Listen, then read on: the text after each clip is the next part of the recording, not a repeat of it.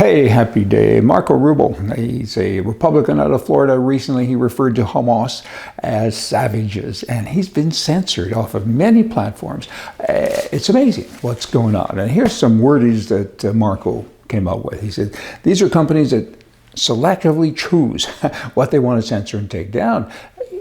That isn't right. He says the message isn't going to change. He said, I called them savages. Maybe there's a better word, but I can't think of any other word to describe a group of people that go in and slaughter a whole bunch of babies, kill a bunch of teenage girls in the desert and people at a concert, and they rape teenage girls and they go after little children, they abduct senior citizens.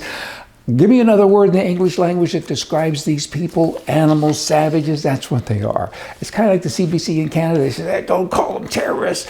You're kidding me, right? I mean, these are the same people on the left. They refer to Trump and other people as liars and a variety of other words that they choose without any evidence at all. Here, you kind of got evidence. Hundreds and hundreds, thousands of people are dead because of these savages. Oh, I'm censored all the time. Anyway, but just wanted to share that with you. Now, swing over to Canada again. You got Trudeau there, the prime mistake of Canada. He's the 23rd prime minister since its conception. And he has more debt. He's put more debt into the country than all other 22 prime ministers combined. What are you, processing? Wow, that's kind of staggering. And he's not done yet. He's still got time. For whatever reason, all of his cabinet people and other liberal people, they stand around and watch him do it, and they don't stand up and say, hold it, you're destroying my country. None of them do that. It's a brain disease. Maybe it's catchy. But way back in Canada in 1976, the Parliament changed the Food and Drug Act, and they came along and said, we need a best before date. I think we need one for politicians, quite frankly. In any event, back then they said we need that, and so many people today, they religiously go with the dates. They look at something, a quart of milk, it says, oh, the date is today or tomorrow, they pour it down the sink.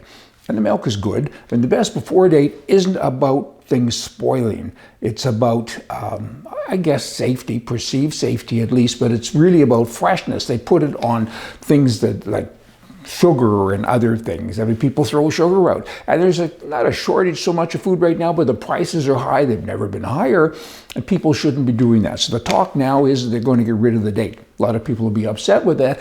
I think, and I've always said, that they should put a date on packaged items like milk and other things, but the date should be when it was made. I pick up orange juice, or did recently, and it says that, it's going to expire in 4 months from now. And I thought, ooh, how can that be? What's in that orange juice? There's got to be something to kind of keep it going, don't you know? But it's interesting stuff. And now the government is saying prices are high, people shouldn't be throwing food out. Duh. Maybe you should have done this a long time ago. If you're going to have a date again, I can't say it enough, and I've been saying it for 100 years, put the date on when it was actually manufactured. People today will go on, Zoom, Google, and they'll find out. Is flour good for 2 months, or can I keep it longer? Honey has a date on it. A date typically is a few months away. They've proven, without question, that the Egyptians had honey 5,000 years ago, and the honey's still good. I'm just sharing with you. The ruling class, that's the idiots that kind of do stuff like this. You know what? They shape society, often in their own image, which isn't very pretty. They've taken over the airwaves. They portray events to their view. They have men dressed as women, and they praise leaders of countries on being great when in fact they are scoundrels. I mean, I look at the guy that's leading the Ukraine and I say, really? What's going on here? Like billions. The guy's a salesman. It's all he does is travel the world. He must be upset about Israel because now countries are giving to Israel and maybe not so much to him, right? I mean, our governments are not designed to have politicians enter politics with modest net worths and soon be multi-millionaires. Wealth tests are needed. The guy in the Ukraine, the people everywhere. I mean, look at Venezuela. The politicians are worth billions of dollars, and the people, there's no food. I mean, they can't eat. There's a crisis coming, a financial one, because of what all these idiots are doing. Give a liberal a cookie, and he will demand a glass of milk. So don't give them anything, okay? Because they are scoundrels. Y'all come back. See ya.